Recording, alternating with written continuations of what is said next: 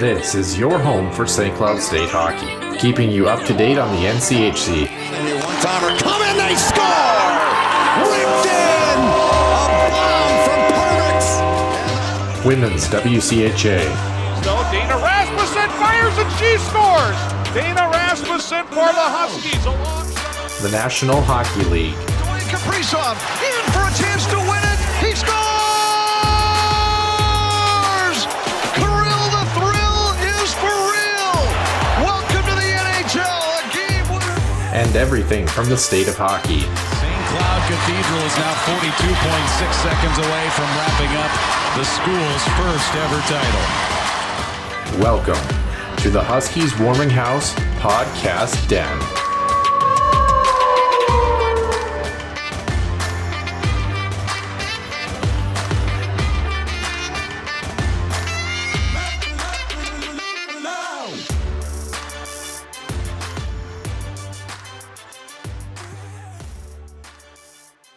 And welcome into the Huskies Warming House Podcast, episode number 105 here on this Tuesday, March 29th. Hopefully, thinking about trying to get this show up actually Tuesday night. We'll have to see. And you're probably wondering, hey, why are we a little bit late on the show? Well, Noah Grant was a little bit sick. Well, I don't know. As Caleb Peabody would say, Nick, it's probably your fault still. Actually, it is. Yeah, I do live in America's wasteland, though. That is fair. But the voice that you're hearing next to myself, Noah Grant, is Nick Maxton. Happy to have him along for the ride here, and happy to talk all things college hockey. Really, kind of getting down to the wire. The NCAA regionals were last week, so we'll get a little bit of a recap for that in the early portion of the show, and then the entire main portion of the show is going to be all St. Cloud State Huskies men's hockey. What did we see from this past season? What do we have moving forward? Everything that you want to know, and then the extra ice session, a little bit of NCAA hockey talk. Who's going to win the Frozen Four? What did we think of the regionals? And hey, the Minnesota Wild sneakily continue to do some good things too. So as always, we're going to start with Center Ice View news and notes and the Huskies Illustrated Weekly Roundup. Center Ice View news and notes. Center Ice View provides you with the best coverage of St. Cloud State Huskies hockey, from game notes, recaps, photos, and more. Go to centericeview.com.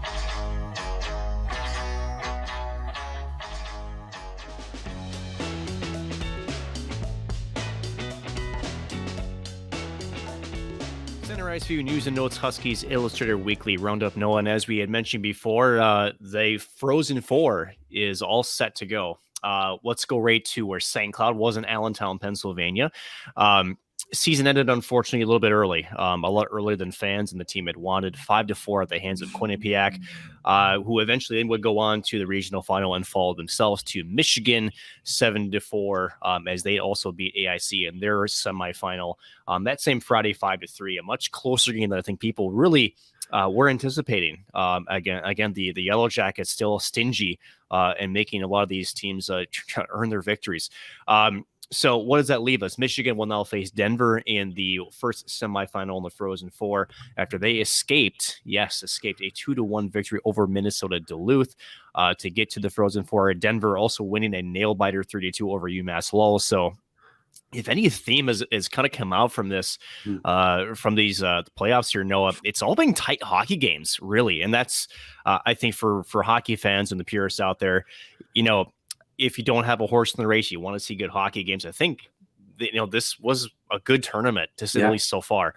Obviously for Huskies fans, there's no really moral victories, but again, a close matchups nonetheless up and down the lineup. Duluth, however, just north of us, taking care of business on their semifinal match of 3-0 over Michigan Tech. Again, Fanti, a third straight shutout, 28 saves in that bout before getting knocked out, as you mentioned, again by Denver. Let's go a little bit northeast to Albany. Minnesota State Mankato 4-3 win over Harvard. Again, they wouldn't go away quietly, as we mentioned before. Then Notre Dame also taking on North Dakota 2-1. Mankato, and then as they have done all season long, if it's high scoring, if it's low scoring, they seem to win in any fashion that they can. 1-0, a Dryden McKay shutout. It's not like I've heard that a few times this season before. So, and again, another name we've heard quite a bit, Nathan Smith, the lone goal scorer in that hockey game. Again, second straight Frozen Four for the Mavericks. Congratulations to those squads as they punch their tickets again off to Boston. And then, holy cow, how about this? The Mavericks will face the Minnesota Golden Gophers in the first matchup, actually the second matchup, sorry, in the Frozen Four. Minnesota, again, clawing back against UMass 4-3 in overtime. And then they get past Western Michigan, who just, again, looks to be out of gas in that game. Just not enough offensive punch to their game as well. 3-0 that score in the Worcester final out there just west of Boston. And so the Broncos, however, they didn't get to the promised land, but it still kind of kept off, quite the season for them. Yeah. The first ever trip to the NCAA Frozen Four tournament. They did actually get a win as well. Just unfortunately, just not enough to get to Boston. Frozen Four, Thursday, April 7th is the two semifinal matchups. Again, Michigan and Denver at 4 Central, followed by Minnesota State and the Gophers at 7:30 p.m. Central. Championship game slated for Saturday, a day off in between for 7 p.m. Central as well. All games on ESPN2, I believe, with John Buccigross as well as Barry Melrose. Yeah, it should be good. Excited to kind of see who is going to obviously take the cake, and we'll dissect that a little bit more in the extra ice session. I do have my pick for my team that I want to win, and it's probably going to piss a lot of people off, so take a wild guess on that one.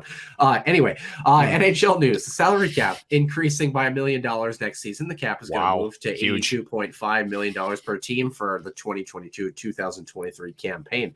So a lot of things, obviously, that are going to have some implications. We might touch on this at the end of the show. It means a lot for the Minnesota Wild, of all teams, by the way. Yes. But we had a lot of college signings, a lot of teams that did have their seasons end in the regional. So what does that mean? We've got a lot of players that are headed to the National Hockey League here. So buckle up here, Nick. Toronto, Nicholas Abruzzese to an entry-level deal, Harvard captain. UMass's Matthew Kessel is headed to St. Louis, while teammates Andre Lee and Josh Lapina go to Los Angeles and Anaheim. NCHC, Western Michigan's Ty Glover signing with Pittsburgh. Michigan Tech's Colin Sawyer is also going to Pittsburgh, while Western's Ronnie Adder, who I think is going to have a pretty good career, he signed his entry-level deal with the Philadelphia Flyers. Flyers also they need all the help they can get. Signing Noah Cates from Duluth. Great pickup for them in the draft a couple of years ago. Michigan Tech also seeing Brian Hallinan, who I think is a very underrated player. He headed off to New Jersey. Duluth, the big one for them, Ryan Fanti is headed to Edmonton. He is done for his collegiate career. In Providence, Jackson Stauber heads to Chicago, along with BU's Alex Vlasic. Boston College, a couple of players. Drew Hellison, who was involved in a big trade not too long ago. He's headed to Anaheim, and Mark McLaughlin is staying right around the Boston area with the Bruins. Merrimack, 2 players. Declan Carlisle, he was basically a free agent. He's headed to the Tampa Bay Lightning, and Zach Ewens to Florida. The team that I think really struggled when it came to college signings and just kind of the offseason now, so to speak, for them, Omaha. It's been kind of painful for them, especially in the goaltending department. Their big guy, Isaiah Seville, who is a junior, he signed with Vegas. They lost Brandon Scanlon to the New York Rangers, and the other junior netminder, Austin Roden, he transferred to Providence. So Omaha really just suddenly losing a lot of back-end depth there. Kind of interesting to see where they're going to end up in the NCHC. Didn't have a great season, all things considered, in terms of conference play. So you kind of wonder what direction Omaha is going to be headed there. The Minnesota Wild were very busy, which is a good thing and a bad thing if you're a St. Cloud State Huskies fan. We'll start in Yukon, though. Vladislav Firstov, he's headed to the Minnesota Wild, and St. Cloud's Sam Hinches is also headed to the Minnesota Wild on a 2-year deal. So really excited for Sam, really excited for him to kind of get a start, as well as David Rennick. He's headed over to Los Angeles as well. Nick, were you surprised that Sam Hinches not in the slightest. Signed? Yeah, not in the slightest. And we'll obviously break more of this in detail in the main portion of the show. But as Michael Russo hinted that they would likely sign him, just from Hench's perspective, there's, on paper, there's going to be the potential for a lot of turnover for St. Cloud, and more so for Hench's, as far as what you have to prove more at the NCAA level. I don't know if there was much more that he could have proved. So when you kind of reach this point of, sort of maximizing what you get out of the college level, plus the team that you're on, he spent 4 years there. He made a national championship bid. Again, with if this team's roster is maybe losing a few pieces and maybe there's more contending pieces still there. Maybe he considers it. But even then, I just don't think Sam was the type of player that was going to stick around for that extra COVID year of eligibility. And to me, this is a very non-surprising move here for Sam as well for the Minnesota Wild to ink him to his 2-year entry level, which starts next year, Noah. So it doesn't start this year. He will be on an amateur tryout with the Iowa Wild from what I can read starting here probably in the next little bit. Yes, like we mentioned, Sam Hench is headed to Minnesota. Final year for David Reddick was this year. Unfortunately, didn't get to play in his last game with the team, essentially.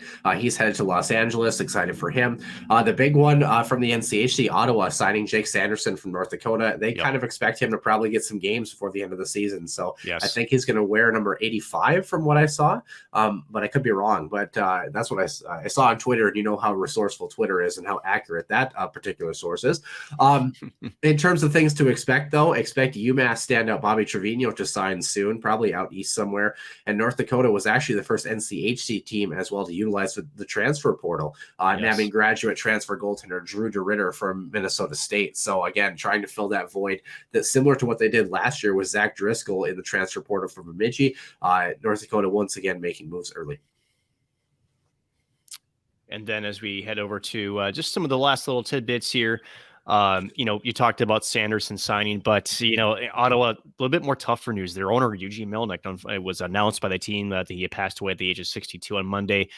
They said due to an illness. This was kind of kept under the radar, Noah. And there's some cryptic language. I think if you read the press release from Ottawa, you can interpret it as you wish. I don't think it is, obviously the important thing right now, as the team and the community is mourning his loss. Bought the team in 2003 as they were essentially facing bankruptcy, both him and Belleville, which is the AHL affiliate. And also, I believe in that purchase agreement was the Canadian Tire Center as well. So a big purchase for them. Earned a Stanley Cup final bid in 2007, earned a Eastern Conference final bid in 2017, I believe, until the Pittsburgh Penguins took them out. Nine playoff tenure or appearances for the Senators too, and there's been some dry years, but their up years have really been up. I think that's fair to say. So right, and I think they're, we've talked about this before, Noah, in different portions of the show, but they're building something in Ottawa right now. I think that still a little bit disappointing year, you could say, because I think a lot of folks, including myself, expected them to take a little bit bigger of a jump, but still just missing some pieces to their development. But I do think they're still building something special up there in Ottawa. They've got some good pieces, but still more depth needs to be added for them to really climb out of where they had been the last couple of seasons. So again, our thoughts and our condolences to the Melnick family, as well as to the organizations, to both Ottawa and Belleville, and just hoping for the best as they deal with this unfortunate news moving forward. With that, we'll transfer gears. So it's never easy to segue out of these news, but let's go over to Pittsburgh. Speaking of them, again, we mentioned them just earlier. How about this 11-2 throttling to Detroit just a few days ago? First team in the salary cap era to get 11 goals in a game. So deal with that as you wish. Yeah, right.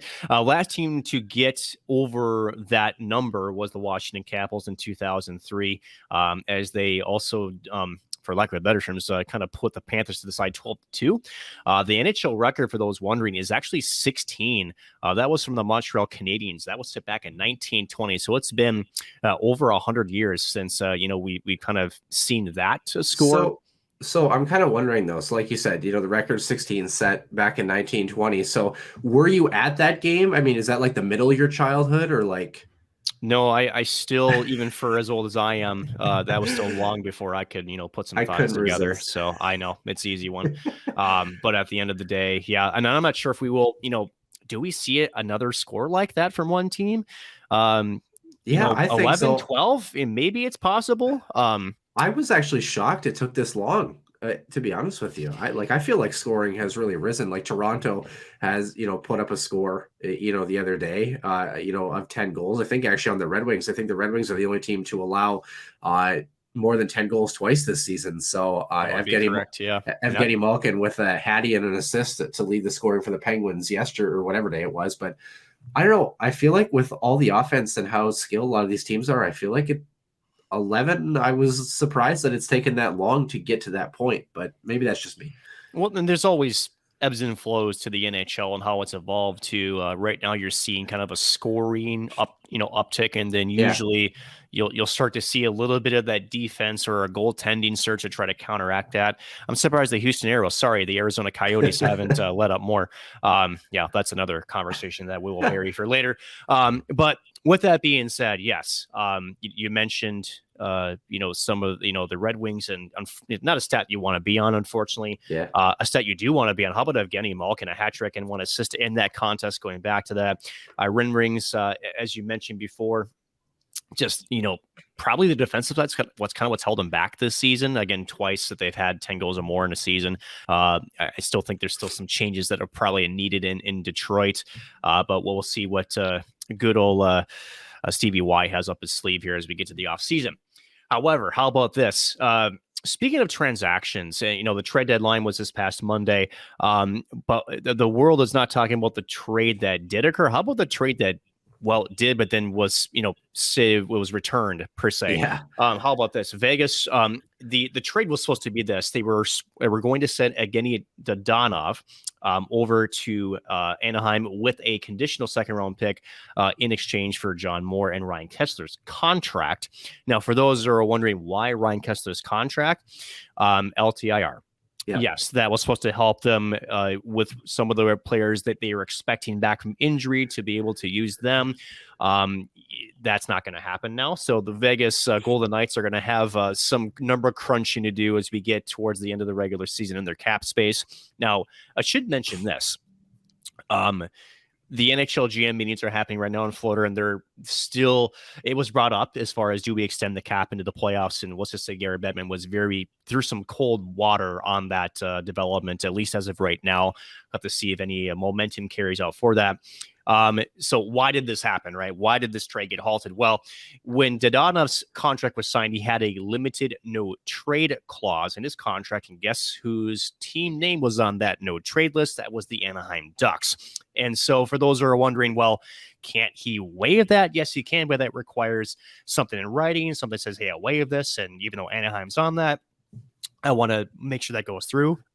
But that did not happen. So the trade was null and void, and that's where we get to now. So, Noah, your thoughts on that real quick, as I'm trying to recapture my voice here a little bit. Yeah, well, it's important to make sure that you have all articles of paper when you're, kind of getting ready for a trade, quite obviously.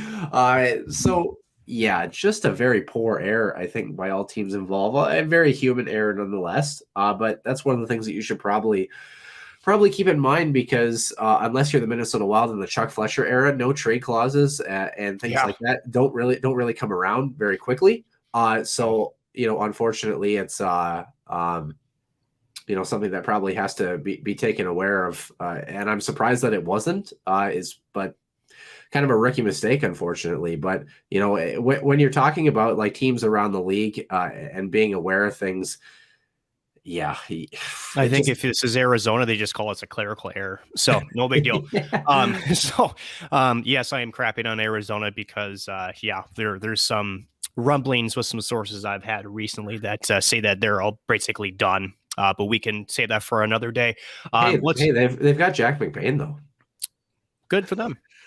He'll never wear an Arizona sweater the way I'm hearing it. So let's go with this. Let's just finish up the segment here. Just some injury news. Jonathan Drouin, who has been snake bit by the injury bug, came back for a little bit. Now he's out again. So it seems like, if Montreal's probably smart, just shut them down the rest of the year. They're not going places anyway. It's insane. Missed 22 games or whatever it was. And then before that, got hit in the head with a puck. He missed 6 games, like somewhere in that too. Came back and got hurt in his first contest back. And they sent him home. He's actually, not only is he hurt, but he's also not allowed to be around the team because of COVID precautions from a family member too. So what a mess. Yeah, big mess. They're still without Brandon Gallagher for another week. Jeff Petrie, I believe, is out for the season as well.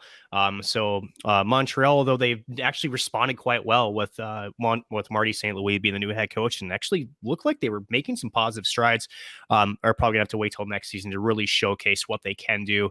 Obviously, we're expecting some more roster changes, including the name Carey Price potentially has actually finally been more seriously talked about being dealt just because he just can't stay healthy. So we'll see. Colorado's Nathan MacKinnon, this is big for the Central Division, out with what's being called an upper body injury, although the very not safe rumor is that he injured his one of his hands in the fight with Matt Dumba that took place on Sunday afternoon in that fight. And then speaking of another Minnesota Wild reasonable, how about Columbus? Jonas Korpisalo is going to be out the rest of the season now.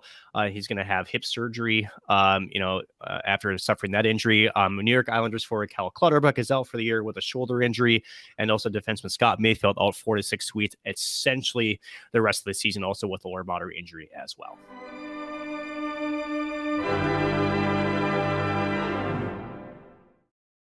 And welcome into episode number 105 here on the Huskies Warming House podcast. Noah Grant, myself, joining Nick Maxton for what is a later than normal release. If you didn't hear it in the beginning of the show, I have been a little bit sick. If you can't hear it in my voice, you probably can, unfortunately. So trying to kind of get over that if we can. But I did get a chance last night, Nick, to watch the Isabel Cup and the PHF championships. Of course, former St. Cloud alum Alexis Pearson and a bunch of former SCSU Huskies women's hockey players were in that game as well, too. Of course, the closest one that we know, Hannah Bates as well. But Boston coming back in that game to get a 4-2 victory over the Connecticut Whale to take that title. It's only the second championship in PHF history. Boston has taken both of them now. And, a great hockey game.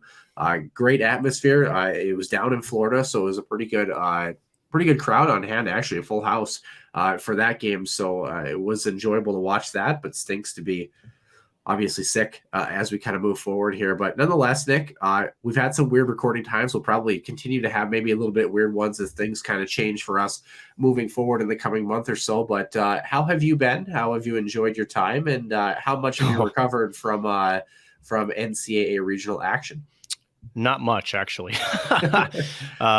Travel's been tough. That was a 24-hour day, Thursday through essentially Friday morning. Again, it's been offering a little bit of what they say is expertise on the Ice Hockey Southwest podcast with Scott Strandy and some of the crew there. It's actually been a blast talking to him. He's got 20 years of reporting experience down in Arizona as well as Colorado, not covering the Denver Pioneers. So it's got a lot of insight into some of the dealings that are down there in the Southwest part of the country, including some really nice developments for college hockey is what we are hearing, and also maybe some not so good news with Arizona that nobody would ever be shocked about.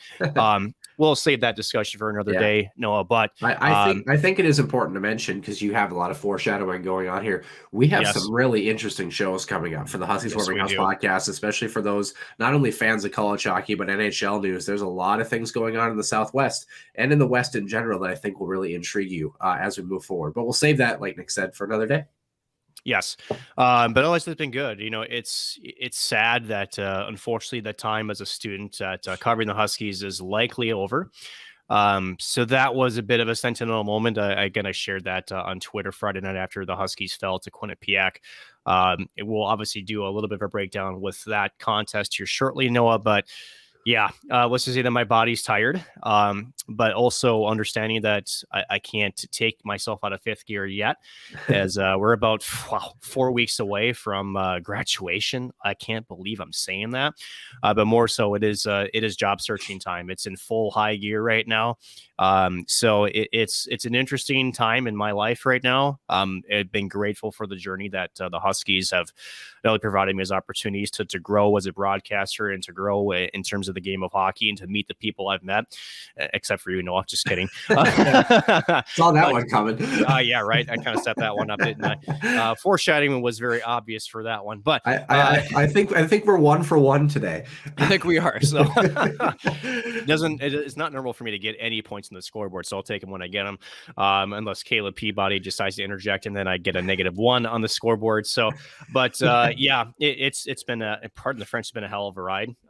It's not over yet, which is good, but certainly things are in officially a transition time, and it's definitely, you're looking back, and although like I mentioned before, I'm exhausted from the travel and from everything, I won't ever take away the memories that I've made and the people I've met. It's been something I'll never forget, and it's just all the good things that say must come and do an end, and new adventures do await in front.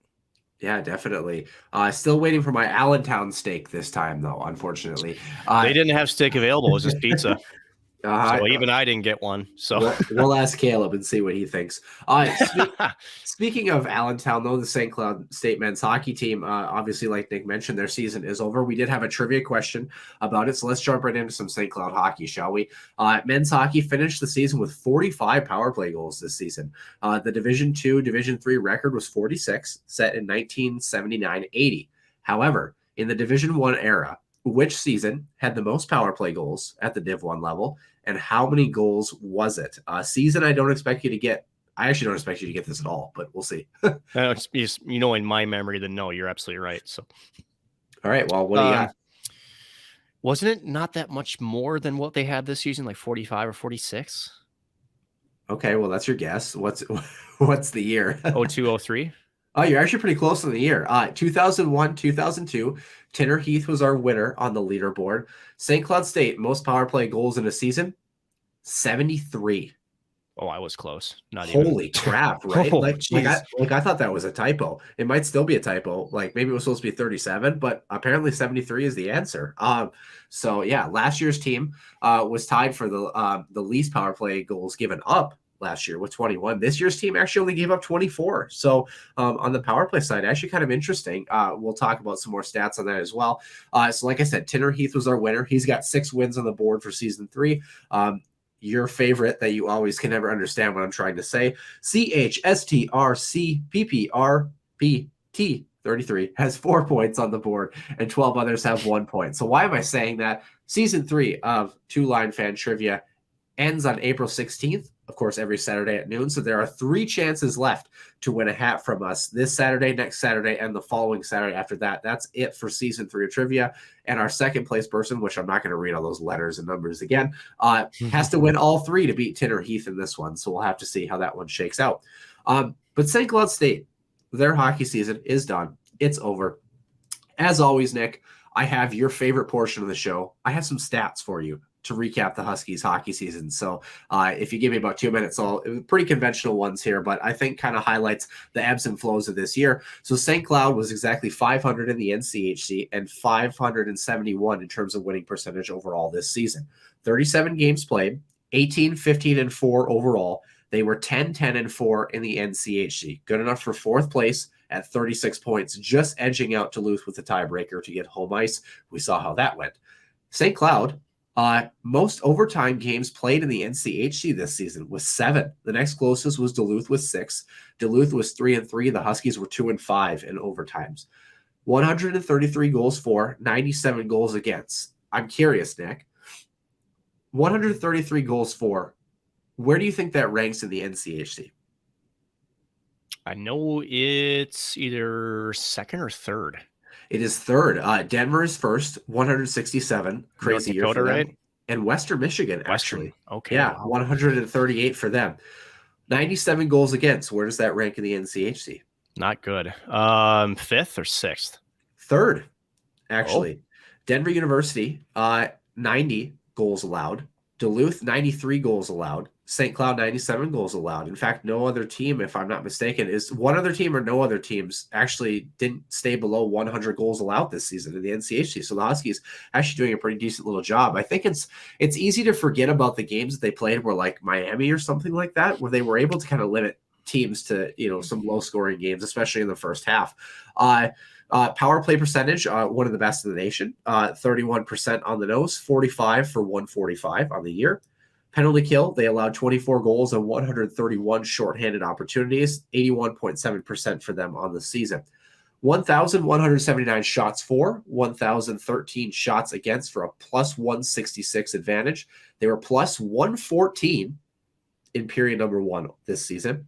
Plus 51 in the second, plus 7 in the third, minus 6 in overtime. 3.59 goals for, 2.62 goals against. But here's the caveat, Nick. The Huskies, 2-6 in 1-goal games this season. Yep.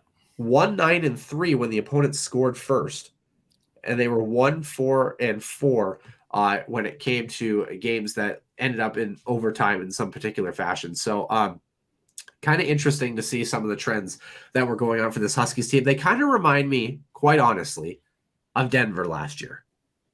A team that the pieces didn't quite click for whatever reason, and they couldn't buy a bounce. They couldn't get over the hump in those 1-goal games. Think about that. Think about the Huskies had 7 overtime games. They went 2-5 in those games. Imagine if St. Cloud goes 6-1 in overtimes. Are we having the same discussion of panic that we had all season long? They would have been either more comfortably in third or maybe even second place in the NCHC.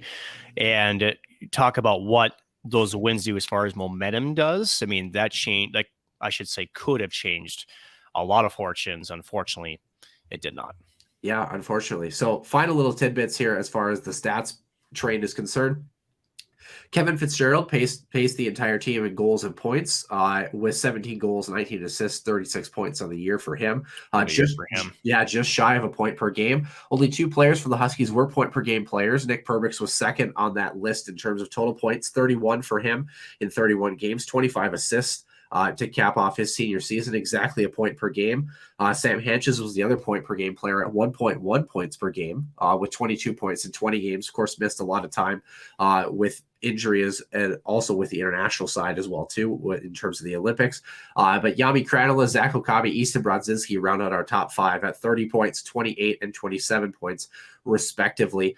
On the goaltending side, Joey Lambert saw the single game against St. Thomas, but otherwise it was David Reddick, 31 games for him, 16, 11, and 4, 66 goals allowed, just under 1,800 minutes, and had a 914 save percentage to go along with a 226 goals against average. Jackson Castor, 9 games played, 2 wins, 4 assists, 24 goals allowed, 195 saves for a 321 and an 8.9 save percentage. Nick, I think this is probably as good a point as any to start with a game against Quinnipiac, the game that ended the Huskies season. 5 goals on 16 shots. Not ideal. For Jackson, Castor, and net. The Huskies, I thought, played exceptional in a lot of areas of the ice.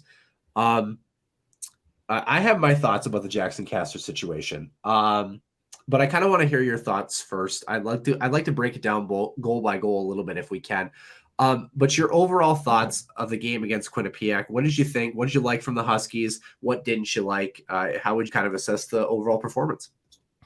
Overall was okay. I'm not sure if I was enamored with their play as you are. But a couple of things that you have to take into consideration. Quinnipiac was very aggressive in the neutral zone. They were very good clogging things up. And St. Cloud, especially at the end of the first, really kind of played into Quinnipiac's game plan in terms of, St. Cloud wanting to carry the puck in with possession into the offensive zone. Quinnipiac was standing up at the blue line, sometimes 3 or 4 wide. And then they were really hesitant to just give it up and go get it. Unfortunately, also for Quinnipiac, this got some pretty good skating defensemen, which made that a little bit more difficult. Again, when you give up the puck, you got to put it into an area or at least come with speed. So that way you can at least be first touch on the puck or at least have a chance to create a 50-50 battle. They didn't do that for a lot of the end of the first. So I was not pleased with that. They eventually adjusted in the second period and really got back to kind of that grind, that, sort of workman mentality. But let's break down a couple of those goals. I would say, if I'm being fair now, before we go into Jackson Castor, I think a couple of things. This was a tough draw for Jackson Castor. Not only going back to the NCHC Frozen Faceoff in terms of the limited minutes that he played, but also he's playing some pretty darn good hockey teams. For any goaltender as a backup when you've been so limited, and when you go back to, say, the Brett Larson, when there was kind of more of a goalie rotation in some years, and you kind of wonder why, coaches do that. It's not necessarily. We tweeted it, by the way. Besides the 2 games against Duluth and Quinnipiac in that succession, Jackson Castor had actually not had back-to-back starts besides the single series against Western Michigan back in November in his Huskies career. So put that in perspective, But that, it just highlights really how difficult of a call this was for the player. So I do feel for Jackson Castor because he really was put in a position, that arguably no team would have put their goaltender in unless they had to. And frankly, because of David Rennick's medical clearance, they had to. And you talk about Rennick and I suppose how his emotions were because he was suited up. He took warm-ups. Now, mind you, that's about it.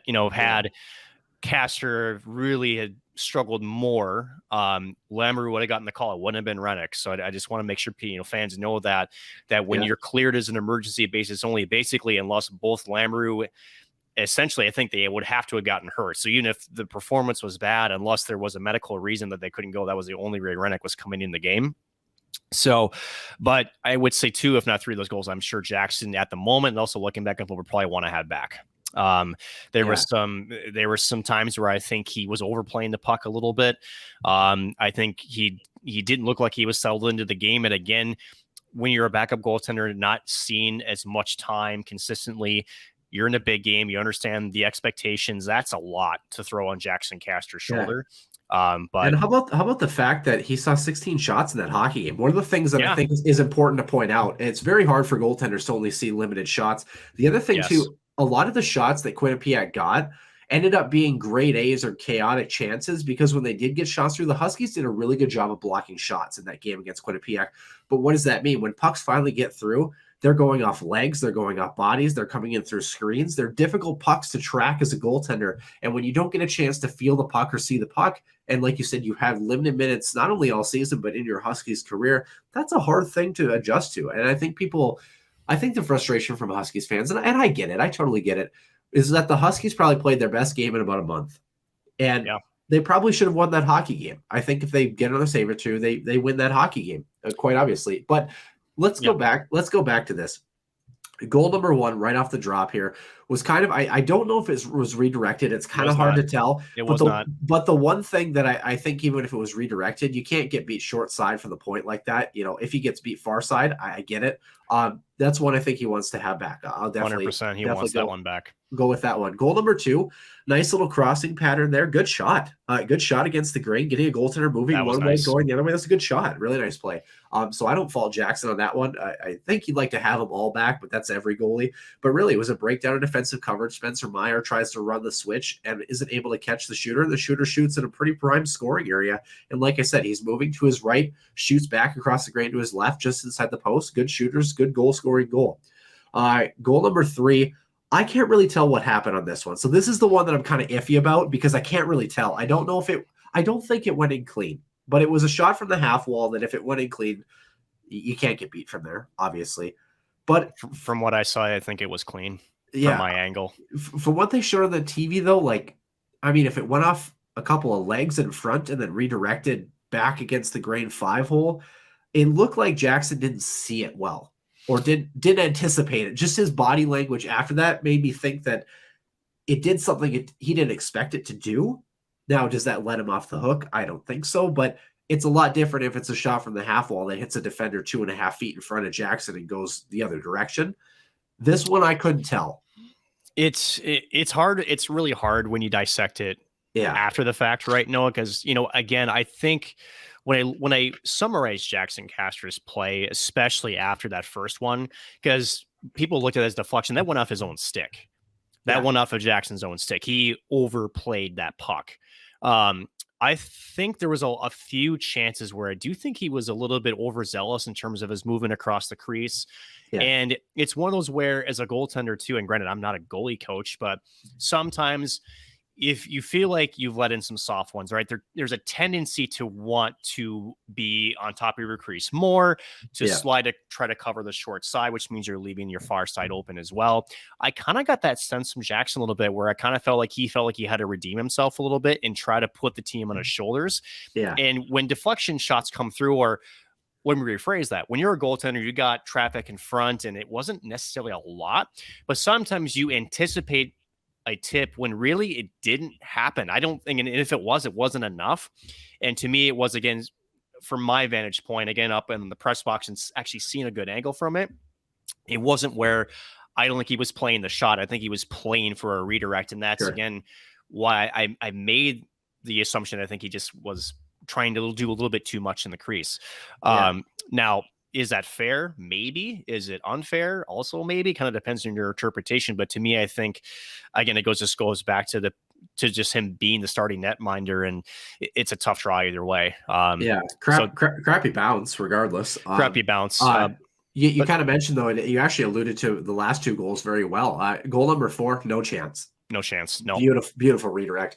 Goal number 5, little deep in his crease. And he was down early too. Right. And I think that part of that was, I don't remember who the defensive one who was right in front of him, but the shot came through traffic and maybe he's expecting it to maybe go off a leg in front there. Yep. So kind of what you were talking to. So I would say, if you say the third one he should have had, I'd say 3 out of 5, he should have had. I think that's fair.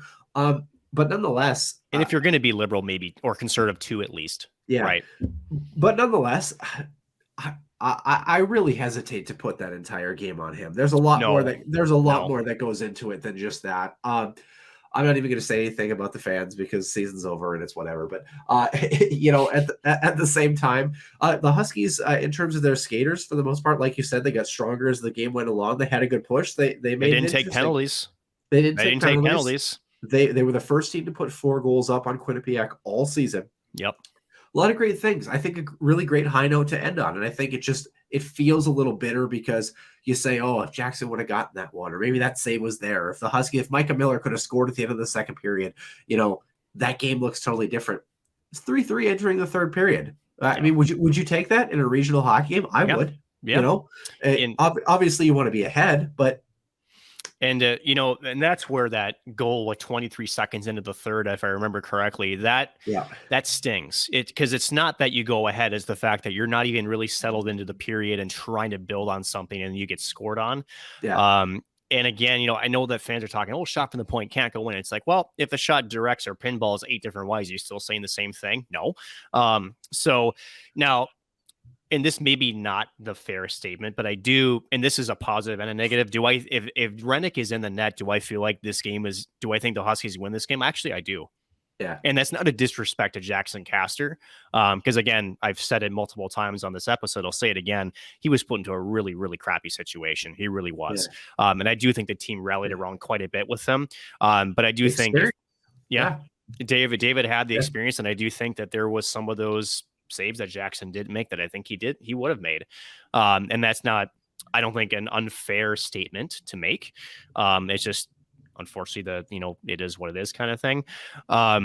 It's interesting because I think that if you took these two teams and put them over a 7-game series, even with Jackson and net, I think the Huskies win the series. I do too, actually. I do. I think that they played well enough.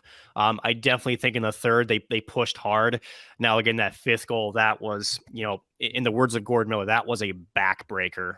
Because, again, you talk about the emotions and the swing of the game, right? Noah, if you're a forward or if you're Jackson and you realize that puck I should have had, or if you're forward, like, man, that was a tough one, that can really take wind out of your sails quite rapidly. And I don't think St. Cloud bowed down from that. I really don't. I mean, the Walker goal was 76 seconds left. They gave him a chance, and they were 2 really good chances. The puck got through, and, they were hacking and whacking away. And, if Peretz wasn't firm on his pads down on the ice, maybe you slide one through. And again, the Micah Miller chance, they gave himself a chance to win. It's just unfortunate that, when you get a 2-goal lead in the third, that can become a tough mountain to climb. They made it a 1-goal game. And again, it's tough, but that's a good hockey game. It really is.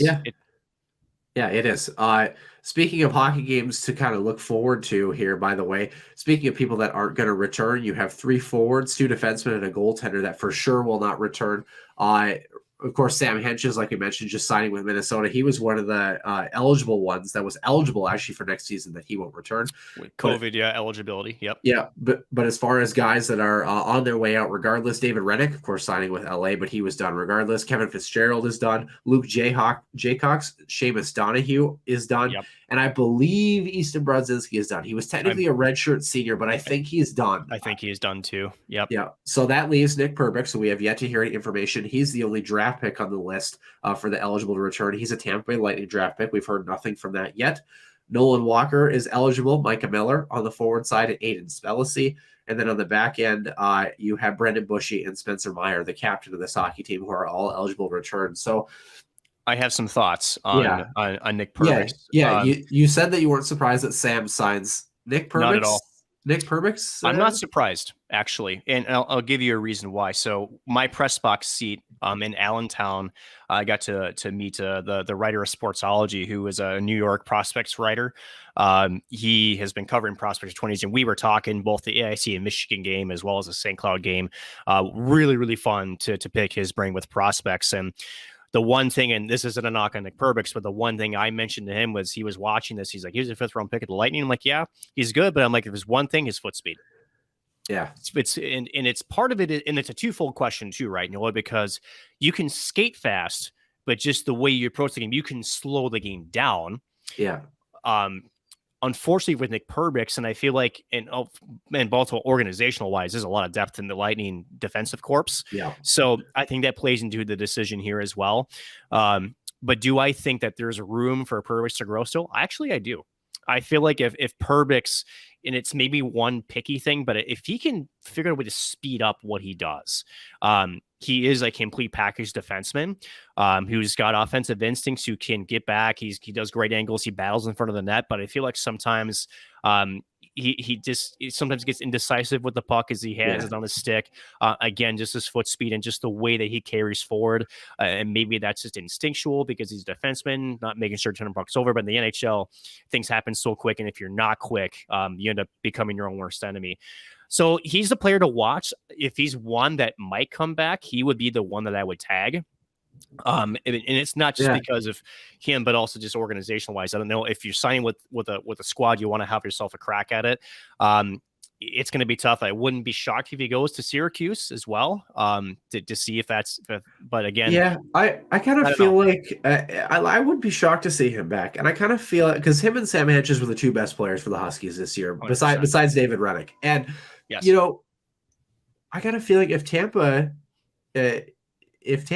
was ready to take a stab at him, I feel like it would have happened already. I really do. Now, I disagree. Now, I don't know. I have this feeling that he's going to be back, and I could be totally 110% wrong. I feel like Tampa is an organization that is really understanding about what they have and is really understanding about where pieces fit. And, Correct. Obviously with how long Steve Eisner was there, and then Julien Brisebois, who of course is there now. Really done a great job. Yeah, they've done a fantastic job. I feel like if they felt that Nick was a good fit on either squad, either on the big squad or in Syracuse, I feel like that move might have been done by now because they've signed other players. They have. And the other part of it is too, Noah, is it's not just about fit, but where he's in his development too, right? Yeah. And what's best for his development. And at the end of it, it's ultimately up to Nick, right? We could have missed this, and it's very possible they've made a pitch to Nick and say, hey, we're looking to sign you to an AHL deal or whatever it is. Or maybe they said, maybe you need some time in the ECHL, right? We just don't know.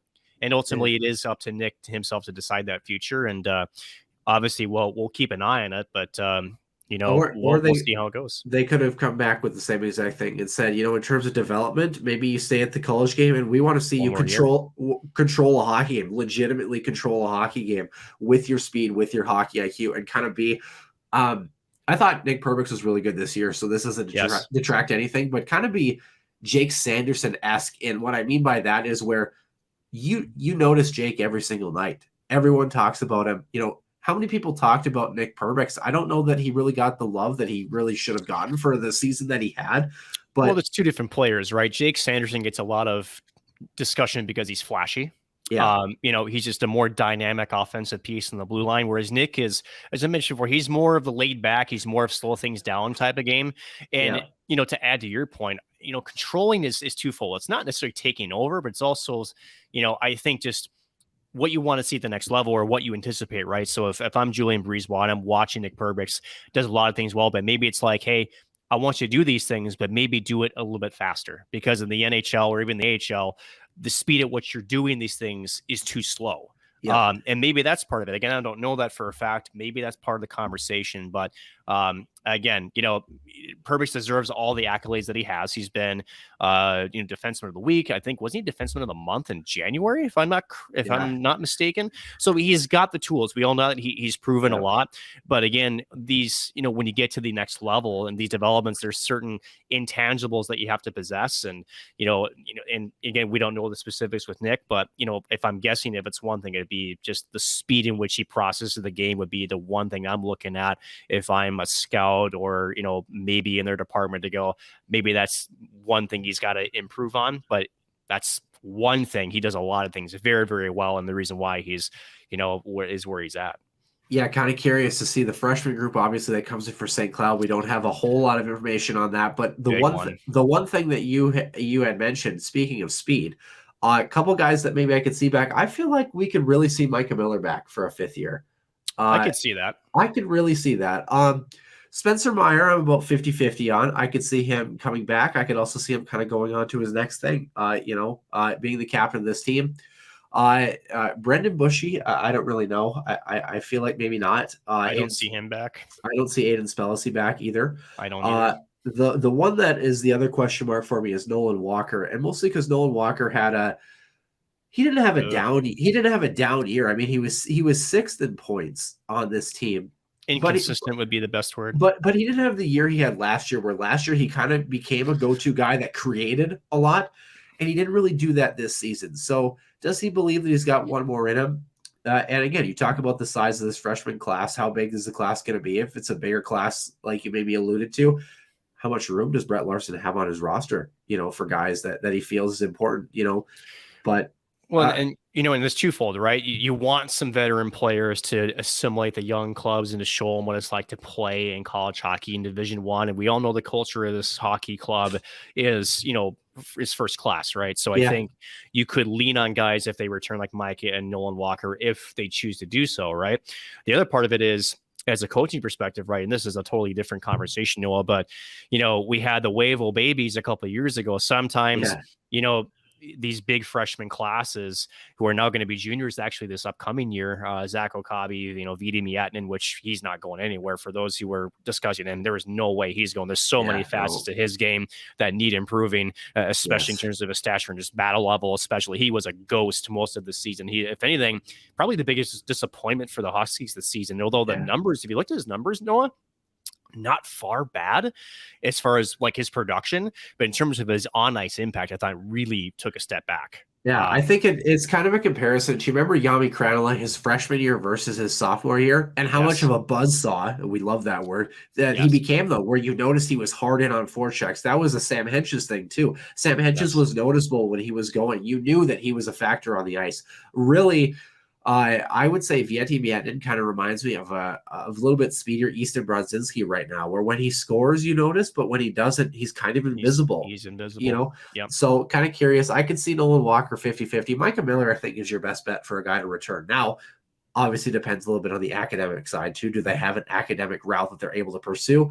My final question here for you about the Huskies, Nick.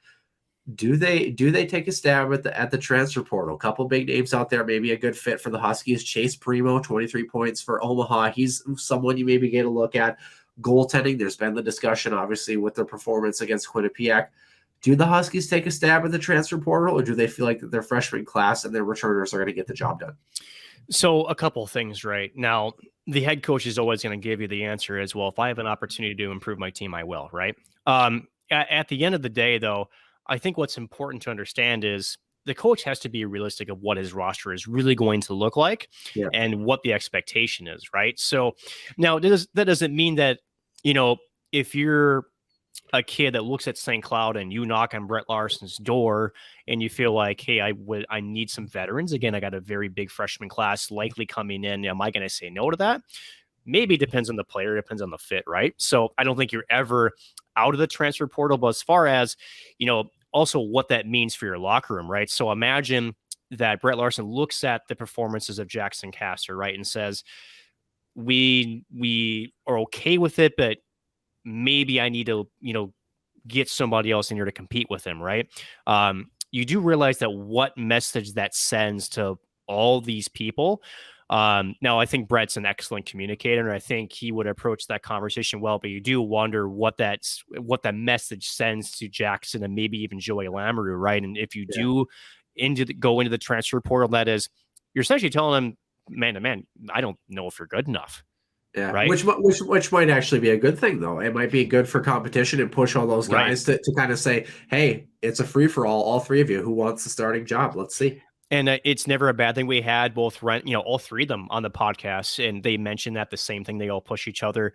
But at the end of the day, you're looking at raw skill and talent too, right? From a coaching perspective. And you kind of wonder, and maybe part of it is you look at how young this team is looking like. Again, we don't know what is going to happen a few months from now, but if things just go status quo into the paper, right, it's going to be a very young club, likely it's going to be a retooling year, right?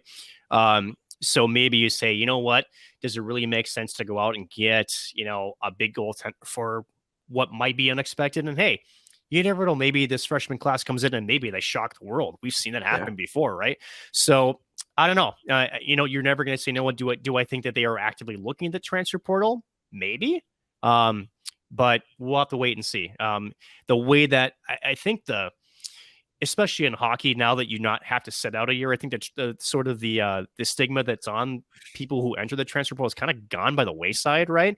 It's kind of exciting. It kind of is, right? So it's, and it gives players an opportunity, or maybe they go into a system and they're excited about it, and maybe the coach or the system just isn't what they thought they were, and they get an opportunity to go still play college hockey. And I think that's important. Just a side note, to continue to grow the game, allow them to still keep playing the game. But I would say St. Cloud has used the transfer portal in the past. I wouldn't be shocked if they go out and do it again. Whether that means players are going to them or they go out and get them wouldn't shock me. But we'll wait and see. To cap off the regular portion of the show, Nick, trivia question, because you made me think of it. What episode were the three goaltenders on? Oh God. I actually remembered it, which terrifies me that I remember it. 82. We'll just take a stab at it. It was episode number 26 on August 29th of 2020. Was it really that long ago? Wow. Right? How? Wow. Only 4 episodes prior was our first ever video portion, our first ever YouTube video of the podcast. You know who our guest was then, by the way? Oh God, you're killing me. Was that Fitzy? It was Pat Micheletti. That was Pat. Okay. Oh my gosh. Crazy. Wow. Episode 105, rocking and rolling here. Just kind of insane. I know when you go back, you go, 105 episodes. That's kind of cool. And then you think about how many episodes 105 episodes is. Nick, I was doing some math, by the way. If you would count all the St. Cloud State men's hockey games, women's hockey games, and the Minnesota Wild games since we started the show, we are approaching just over 20,000 total hours of hockey watch / covered. Not hours, minutes. That's a lot of hockey, man. Anyway, we're going to move on to the most important hockey of the season for the NCAAs. Of course, the Frozen Four. We're going to recap the regionals and see what we think about the big dance.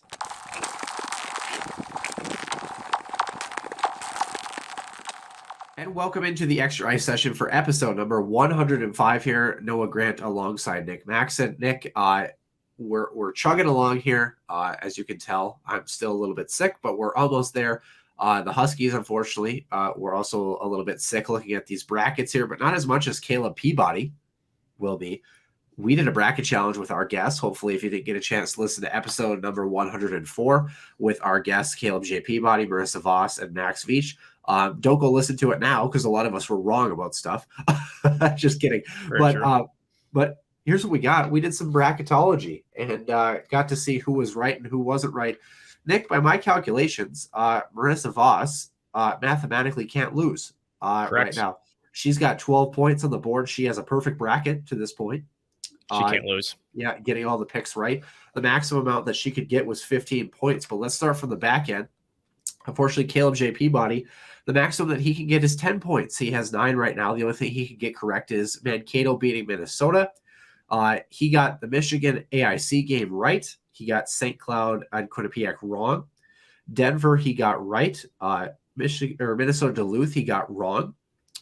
Western Minnesota, Mankato, and Notre Dame, he got right. And he got Minnesota, Mankato, and Denver correct, but he picked St. Cloud State instead of Michigan. So his bracket's kind of in trouble.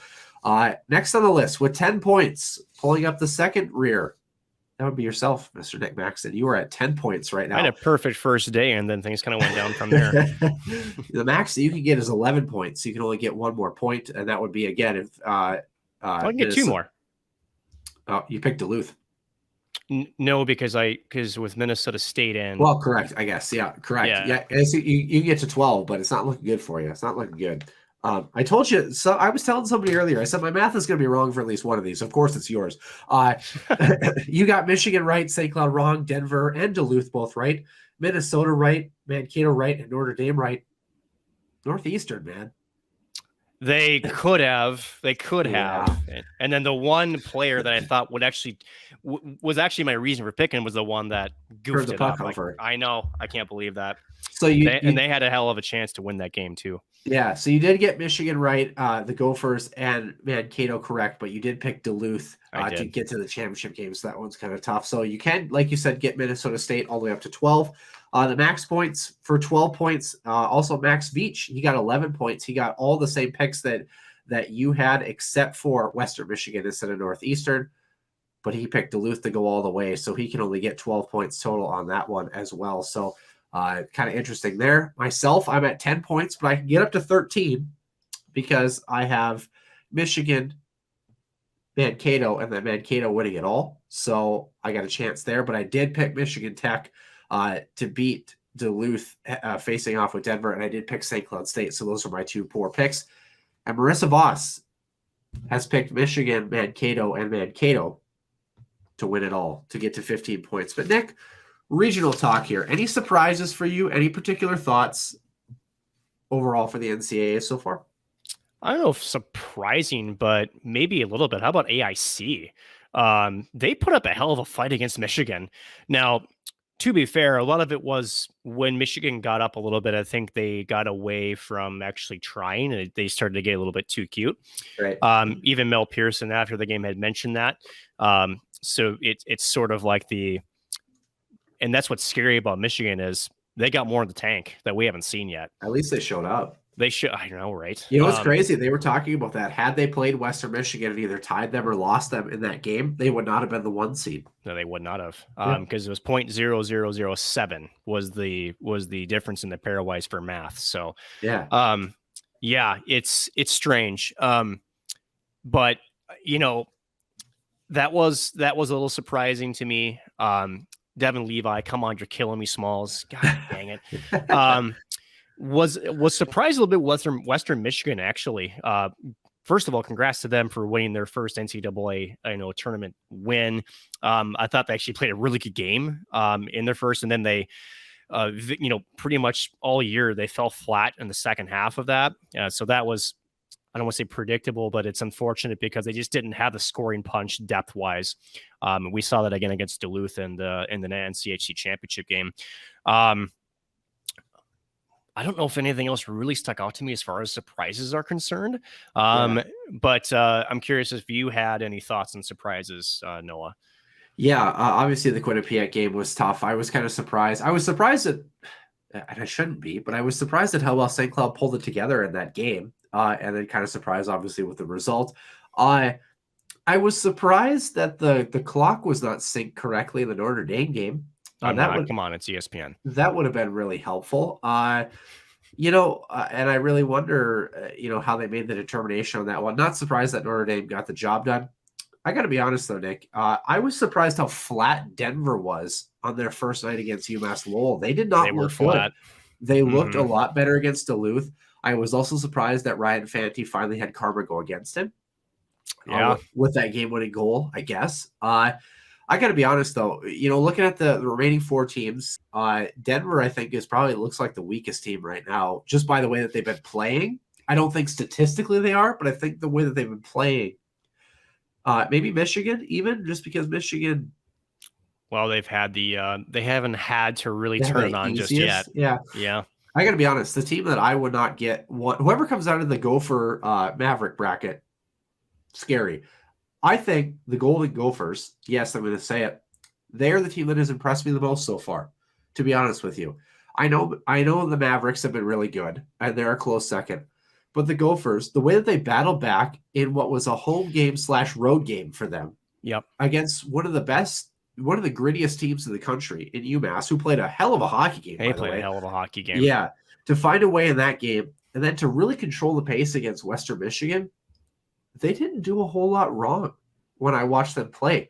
They alleviated pressure. Their forwards got pucks past defensemen, off the glass, outside the zone every time. Everything went north. They forecheck well. They defended when they needed to. They blocked shots a ton. But then when they attacked, they were opportunistic. They established zone time.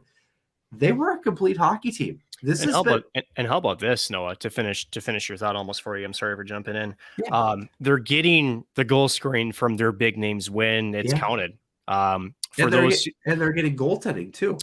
And for those who would think Matty Nyes is taken for the year, that's a big question mark. I think Toronto will be calling his name pretty quickly, even though from a development point, should they? Probably not. But if you're Toronto has a history of just, maybe getting a little too anxious with their draftees, but he's a true freshman. He's a true freshman. Yes.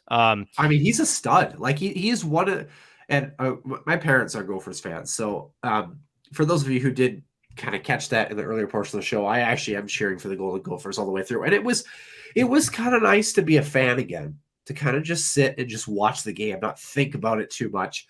But not that I ever really think that much anyway. But beyond that, Matty Nyes, my dad and I were talking about it. He might be one of the best Gopher freshmen to come through in a while, in a long time, if not ever. I mean, because he's got the skill, he's got the skinny. But one thing he's brought that a lot of other freshmen that have come through and have really been, he's got the size. Yeah. I mean, he is the complete package when you talk about, grit, speed, and skill. Yeah.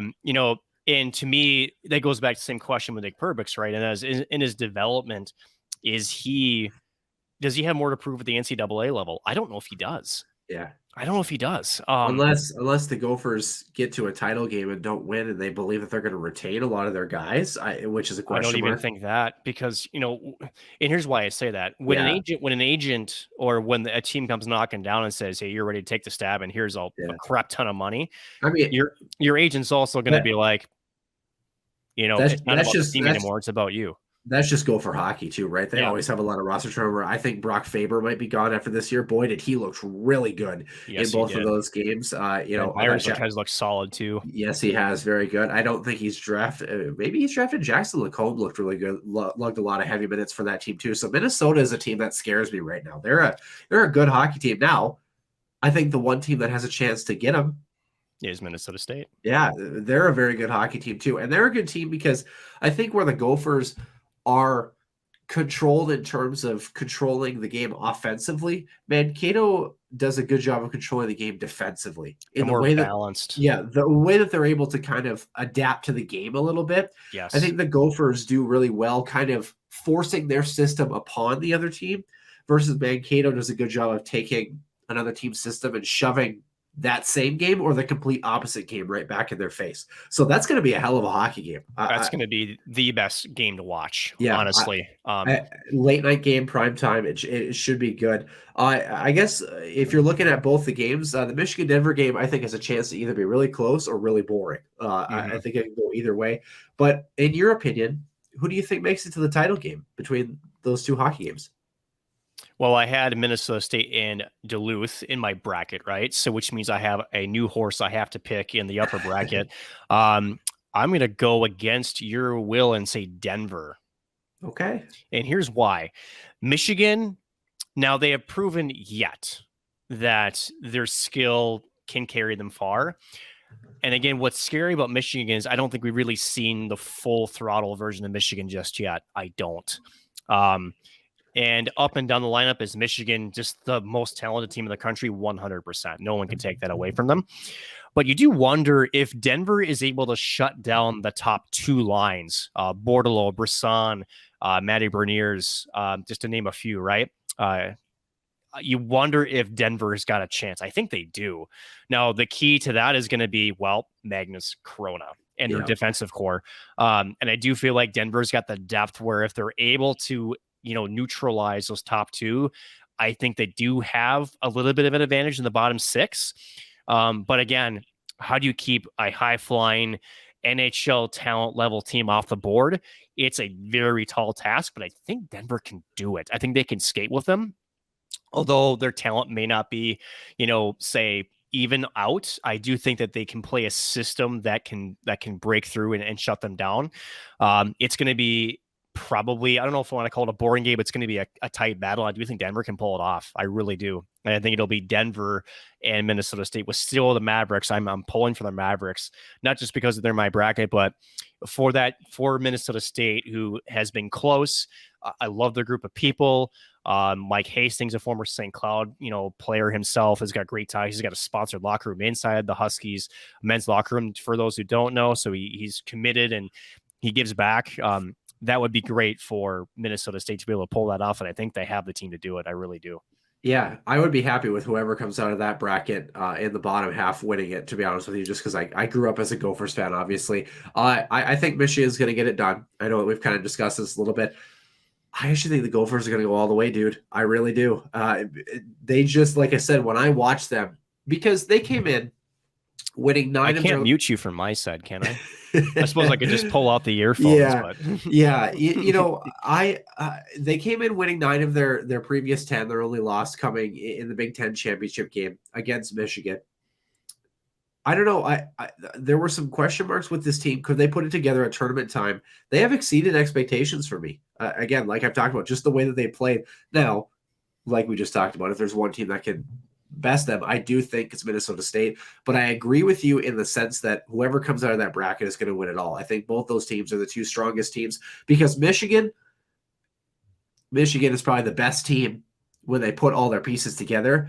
But we haven't seen a whole lot of times where all their pieces have been continually rolling consistently game after game after game after game.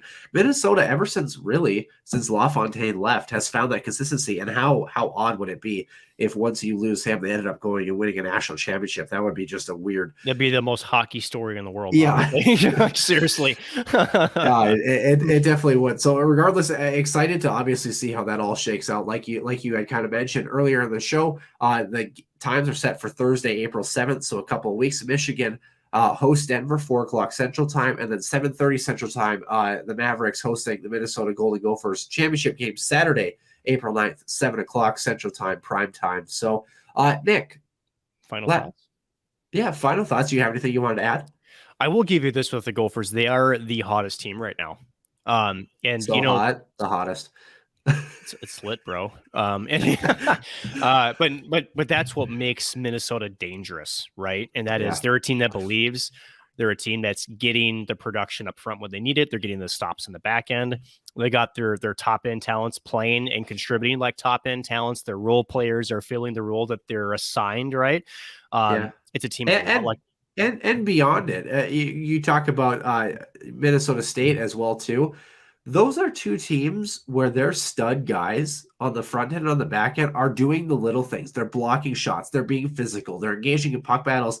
You made a point a little bit about, it stinks to single him out, but Vieti Miettinen for the Huskies, right? There's a guy who's, has the potential to be, a star player in terms of his production and offense. When's the last time you've seen him throw a hit in the corner? When's the last time you've seen him block a shot? He avoids a hit in the corner. Anything. Exactly. And we point that out because we know that it's in there, but you got to see if you can get guys to play the right way, especially at playoff time. Why do you think Scott Sandelin's teams in Duluth have played well for so long? Because they employ the ability to say, it doesn't matter if you had 40 goals this year or if you had 1 goal this year. Or 0. Are you willing to do what the team needs? Yes. And, when he mentioned at the NCHC tournament that I want all 5 of my guys back checking, and it's non-negotiable. And I love that phrase, non-negotiable. It's because it's just like, again, if you, it's like the old Jock Lemaire days, right? When I interviewed Andrew Burnett 9 freaking years ago, yes, I can't believe I'm saying that. Almost to the day, actually. Yeah. How strange is that? When I asked him about the transition play was Sergei Zholtok and what led eventually to his overtime winner that ended Patrick Roy's career. Yes, that's awesome. I can't believe I'm saying that. But what I'm willing for him, they were bottled in their own zone for like almost 60 seconds. Shots for 6-1 at the time, 5 minutes in. And he said, you know what? When we were asked by Jock to play this defensive structure, we did it and we believed in it. It goes, for the casual fan, when we were watching this, we looked like we were hemmed in, couldn't get out. It goes, no, it was kind of like the AIC thing. Funny thing is, so when me, small side tangent, when me and Russ were watching the AIC, we were like, why? They were never pressuring the puck carrier, especially on the blue line. And we were like, you know what they're doing here? It's the house plus one, and they're trying to bait them into a shooting lane. They're going to give it, then take it away. And they're going to block shots. They're going to get sticks on pucks, and they're going to start to frustrate highly talented Michigan players for them to start taking chances or get too cute with the puck. And actually in the second period, that kind of made them did that a little bit.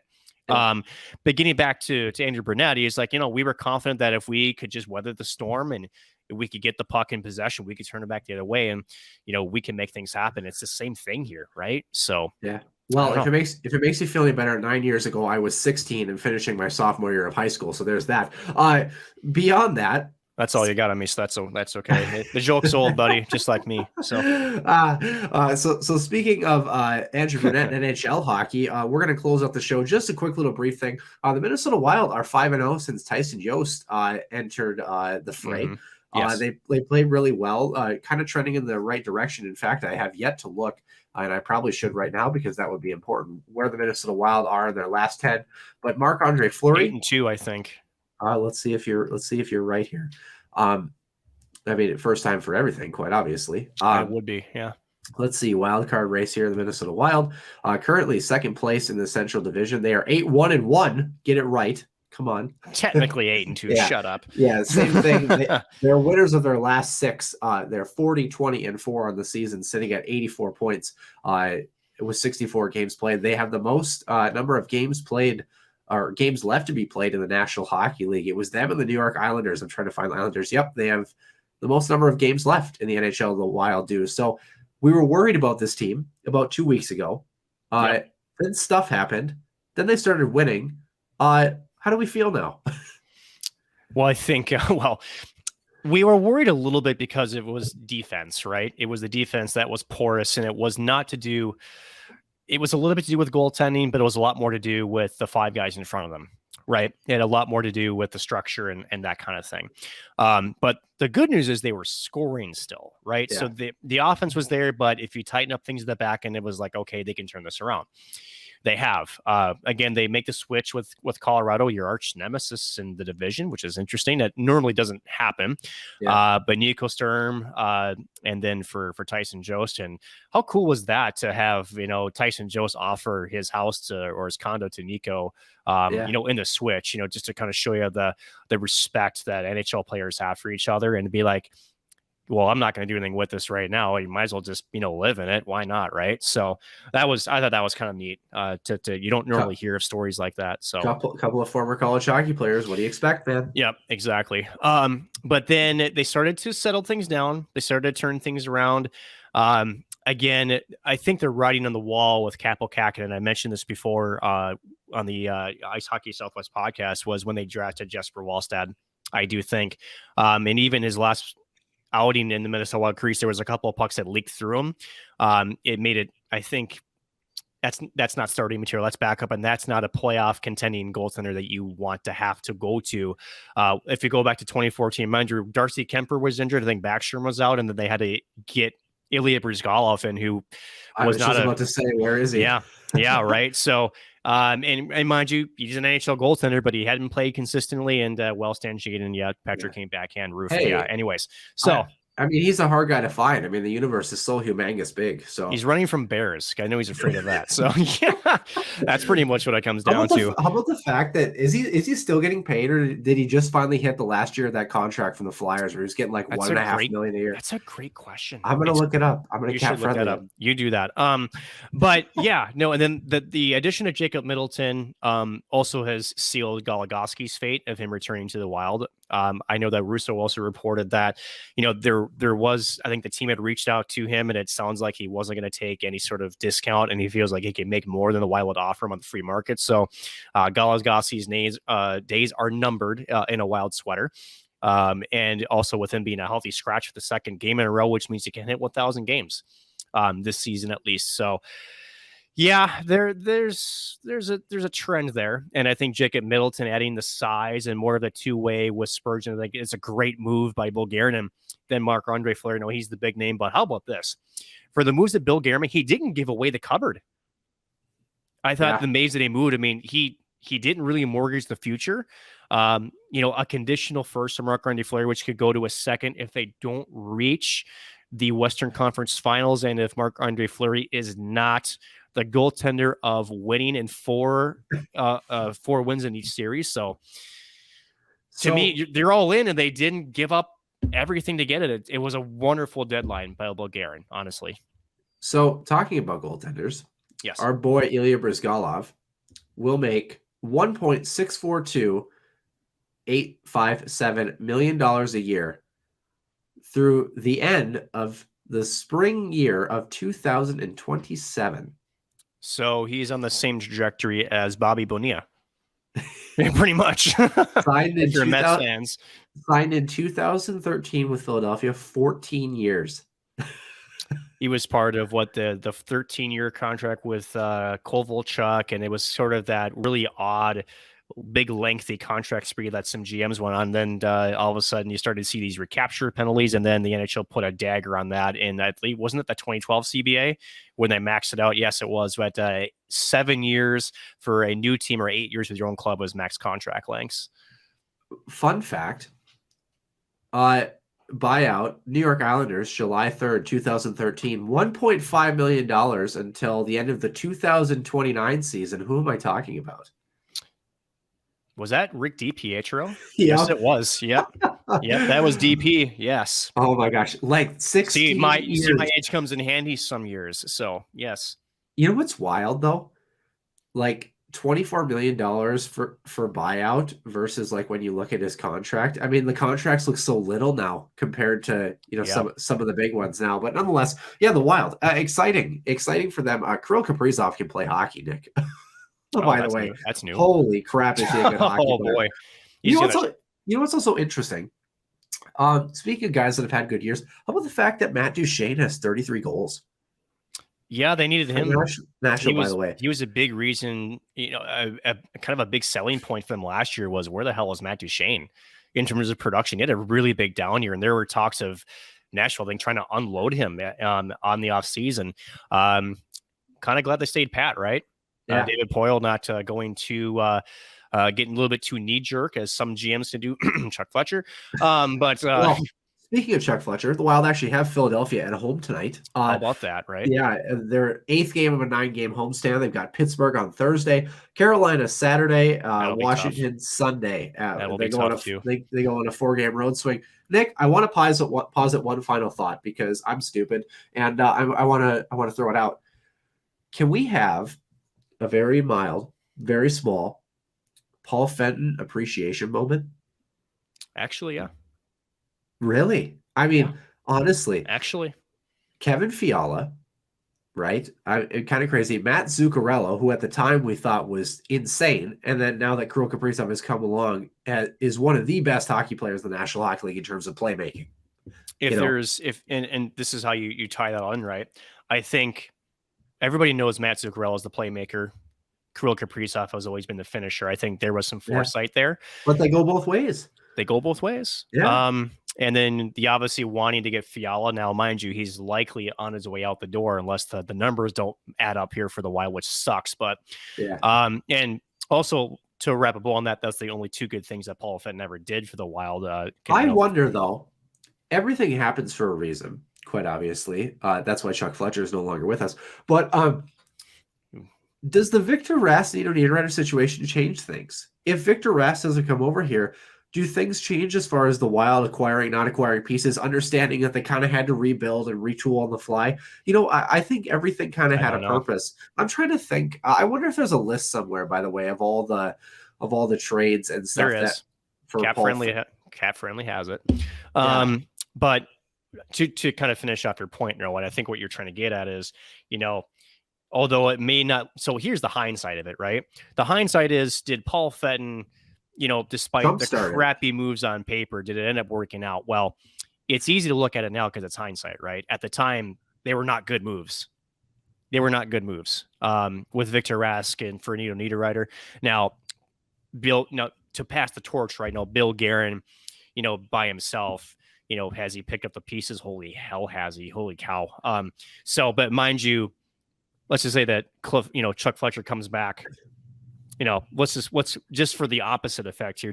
Are we having the same conversation now? No, because Kaprizov would have been traded. He wouldn't have, Chuck Fletcher would have found a way to trade Kaprizov because he wanted that mega deal. He would have goofed up that negotiation. Spurgeon would have been gone. I think Dumba would have also been gone. He tried to trade him like 9 times. Actually, interesting enough that you mentioned that. So I found a little article from the hockey writers about Fenton's moves. Actually, a lot of them. Kind of crazy how much goes on even in a year of hockey. Yeah. Matt Dumba, he actually re-signed Matt Dumba, 5 years, $30 million. That was his first move, followed by Jason Zucker at 5 years as well. Greg Pater, 3 years, $6.75 million. Okay. Kind of interesting. It's actually a value contract. Actually wasn't too bad. Then he bought out Tyler Ennis. Yep. Traded Justin Kloos, if anyone remembers, former Gopher fan Justin Kloos. Remember Kloos, yep. Acquired Pontus Aberg. I don't know if you remember that one. That was a low risk, high reward type thing. Yep, because Toronto even tried to bring in Aberg, and he had the same result there too. Yeah, Victor Rask Niederreiter was next. Okay, all right. Then a decent little trade for Brad Hunt and Louis Belpedio was kind of the guy that was going to fill that role until Brad Hunt came over. Now, here's the next one before we get to the obviously big ones from Kyle Granlund, Kevin Fiala, Charlie Coyle. So the big ones, it was Charlie Coyle, yes. For who? Yep. That would have been for Donato. Yeah, Ryan Donato, that's correct. Actually, probably a mutually beneficial trade, all things considered. And then the offseason piece, so Matt Zuccarello, which looked not great at the time, just based on the contract, but I think with Kirill Kaprizov has really reinvigorated his game. But actually, Anders Lee, Joe Pavelski, Matt Duchene, all were on the block in terms of signings potentially for this group. So that was kind of it for him. After that, his last his only real good draft pick was actually Vladislav Firstov, who was actually just signed with the Minnesota Wild from UConn. But other than that, yeah. I think the Zuccarello one was the straw that broke the camel's back, which is funny because in the end, is probably one of the best looking moves that Paul Fenton ever had. Now, Paul Fenton was freaking awful, all things considered, and not a great human being. But you do, and that's the thing. It's like he was literally the antithesis of Chuck Fletcher, of where Chuck Fletcher. No, and what I mean by that is Chuck Fletcher did not want to ever disrupt the core. He never ever once try to, we never heard the likes of Granlund or Coyle or Zucker ever being traded, right? And even when the team disappointed, or for Niederreiter for that matter, I'll put him in that category too. It was always, he was trying to find the right pieces around them. And he was never one that was like, I'm going to bust up my core. And whether it was one player or a couple to kind of send a message to the team, right? He never did that. Whereas Paul Fenton just came in and just lit everything on fire. Quite literally, both, in many different ways. So he kind of, overdid some things, right? Technically. But you could see that there at least was some direction there with offensive pieces. Again, Pontus Aberg, a guy that from Anaheim, if I recall, was the guy that, had some offensive upside, not great defensively, but you had him at a low risk signing. And if you could maybe, create some magic, with maybe some right players, that could have been decent. So yeah, I don't know. Yeah. Interesting. The way that is all worked out, all things considered, kind of reminds me of those who is it that does it? Is it Sportsnet that does those trade trees that shows how one trade kind of our good buddy, the trade trees. That's what's his face, Steve Dangle. Yeah. Those are great. Those are really, really, and they're lengthier for those who want to check them out. They're like 30 to 45 minutes. Yeah, but they are very informative, and they can pique your hockey curiosity because they do a very deep dive on those, and it's actually very fun to follow those trees and how more than just the two teams eventually, kind of gain benefit or lose out on a certain trade. So aren't Minnesota Wild fans funny though? I was just thinking about this, and every team has lulls or they have swoons, as Michael Russo likes to say. How about the fact that we were at a point where people wanted us, the Wild, to trade Kirill Kaprizov and fire Bill Guerin, two of the best things to ever happen to this franchise in the past, probably ever, honestly. Blow it up, baby. Speaking of things that are going to be blowing it up besides Nick Maxton's toiletries, we have hockey on the docket. A couple weeks, NCAA Frozen Four action, and the Minnesota Wild are back in action. What does that mean for us on the Huskies Warming House podcast? We are going to have this week a Saturday night recording and a regular Sunday morning show release. And then after that, we'll give you some details as to the following week, because it's kind of a hectic week for Nick and I as well. So stay tuned. Hopefully none of us get any more sick than I am. And we will see you back for episode number 106.